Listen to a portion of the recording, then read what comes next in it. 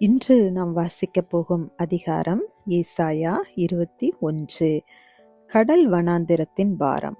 சுழல் காற்று தென் திசையிலிருந்து எழும்பி கடந்து வருகிறது போல பயங்கரமான தேசமாகிய வனாந்திரத்திலிருந்து அது வருகிறது. கொடிய தரிசனம் எனக்கு தெரிவிக்கப்பட்டது.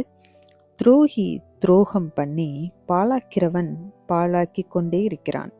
ஏலாமே எழும்பு, மீதியாவே முற்றுகை போடு, அதனாலே உண்டான தவிப்பை எல்லாம் ஒழிய பண்ணினேன். ஆகையால் என் இடுப்பு மகா வேதனையால் நிறைந்திருக்கிறது. பிள்ளை பெறுகிறவர்களின் வேதனைகளுக்கு ஒத்த வேதனைகள் என்னை பிடித்தது. கேட்டதினால் உழைவு கொண்டு கண்டதினால் கலங்கினேன். என் இருதயம் திகைத்தது, திகில் என்னை திடுக்கிட பண்ணிற்று.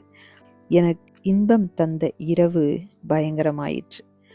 பந்தியை ஆயத்தப்படுத்துங்கள், ஜாமக்காரரை வையுங்கள், புசியுங்கள், குடியுங்கள்.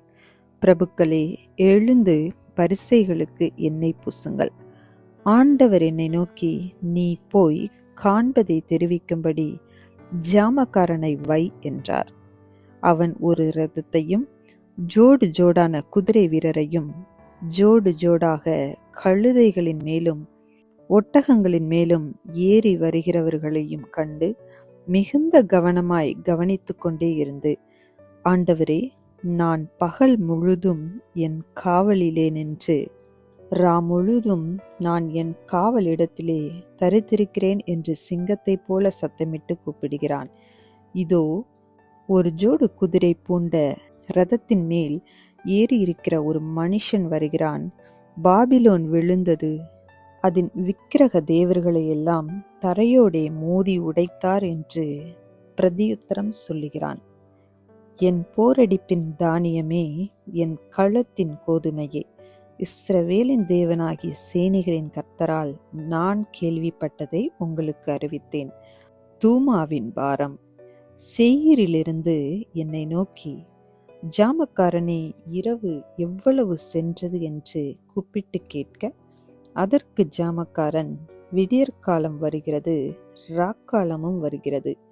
நீங்கள் கேட்க மனதானால் திரும்பி வந்து கேளுங்கள் என்று சொல்லுகிறான். அரபியாவின் பாரம். திதானியராகிய பயண கூட்டங்களே, நீங்கள் அரபியாவின் காடுகளில் ராத்தங்குவீர்கள்.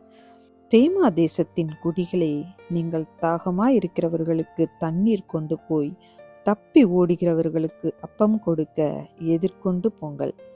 அவர்கள் பட்டயங்களுக்கும் உருவின கட்கத்துக்கும் நானேற்றின வில்லுக்கும் யுத்தத்தின் கொடுமைக்கும் தப்பி ஓடுகிறார்கள்.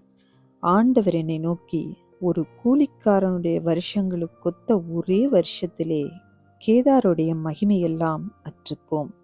கேதார் புத்திரராகிய பராக்கிரம வில் வீரரின் தொகையில் மீதியானவர்கள் கொஞ்சம் பேராயிருப்பார்கள் என்றார். இஸ்ரவேலின் தேவனாகிய கர்த்தர் இதை உரைத்தார். இந்த வீடியோ உங்களுக்கு பிடித்திருந்தால் லைக் பண்ணுங்கள், உங்கள் ஃப்ரெண்ட்ஸுக்கு ஷேர் பண்ணுங்கள். இன்னும் நம்ம சேனலை சப்ஸ்கிரைப் பண்ணலைன்னா மறக்காமல் சப்ஸ்கிரைப் பண்ணுங்கள். சைடில் இருக்கிற பெல் ஐக்கானை ப்ரெஸ் பண்ணுங்கள்.